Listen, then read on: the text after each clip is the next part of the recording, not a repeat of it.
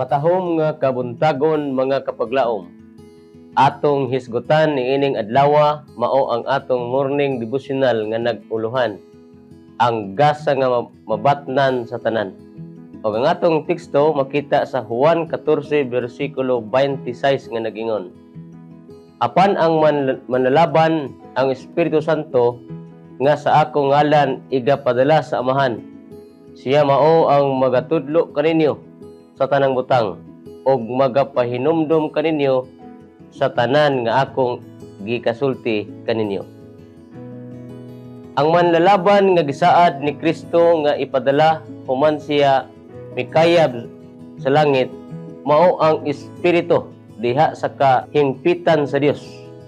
Nagapadayag sa gahom asa Dios nung grasya ngadto sa tanang mudawat ug motuo kang Kristo ingon nga usa ka personal nga manluluwas.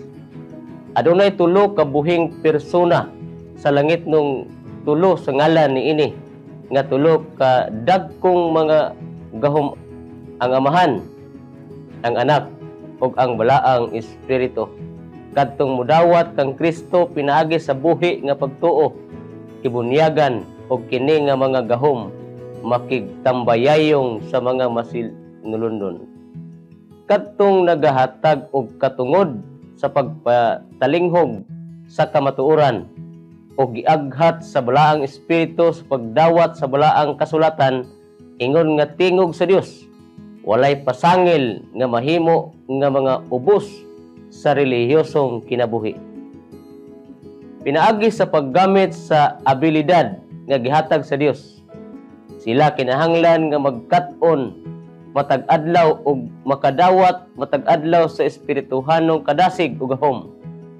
Kung magtanom kita og mga tanom diha sa tanaman sa Ginoo, kinahanglan magbaton kita og kanunay nga supply sa espiritual nga kinabuhi og pagkamaunungon. Ang pagtubo makitaon niya diha sa pagtuo og kahibalo sa atong Ginoong Hesukristo. Walay tunga-tunga nga balay diin mahimo natong isalikway ang responsibilidad og makapahulay kita.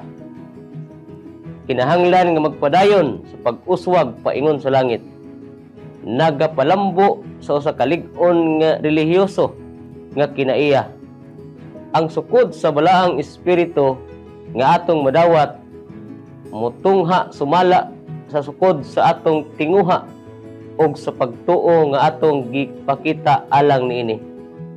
Si Kristo nagingon, kay ang tanan nga magapangayo makadawat og ang magapangita makakaplag. Mateo 7 versikulo 8. Siya nga tinuod nangita sa bililhong grasya ni Kristo, siguro nga dili siya masagmuyo. Kini nga saad gihatag kanato pinaagi kaniya nga dili maglimbong kanato. Wala kini gipahayag ingon nga usa ka hugon-hugon o usa ka teorya, apan ingon nga usa ka katinuoran, ingon nga usa ka balaod sa Dios nun nga kagamhanan. Kita makasalig nga kita makadawat sa balaang espiritu kon kita sa tagsa-tagsa mosulay sa pagtuki sa pagsulay sa pulong sa Dios. Ang Dios tinuod, ang iyang hanay hingpit, ang kahayag ug kamatuoran mudan-ag sumala sa tinguha sa kalag. O nga ang tanan unta gutomon ug uhawon sa pagkamatarong nga sila unta mabusog. Magampo ta. Dalaygon og sinimbahon ng mga Dios. Nagapasalamat kami kanimo Ginoo tungod sa balaanon nga mga pulong nga imong gipahinumdum kanamo. Sa pagtuon sa mga sinulat sa balaan nga kasulatan ug kini magatudlo sa kanamo sa pag-angkon sa kinabuhi nga walay katapusan. Salamat sa Balaang Espiritu nga imong gihatag kanamo nga makagiya kini kanamo sa pagpangalagad og tinud-anay, sa pagpangalagad hangtod nga ikaw mopadayag, ug salamat sa gisaad nga kinabuhi nga walay katapusan. Salamat sa pagtubag Salamat sa pagpasaylo sa among mga sala sa ngalan ni Jesus. Amen.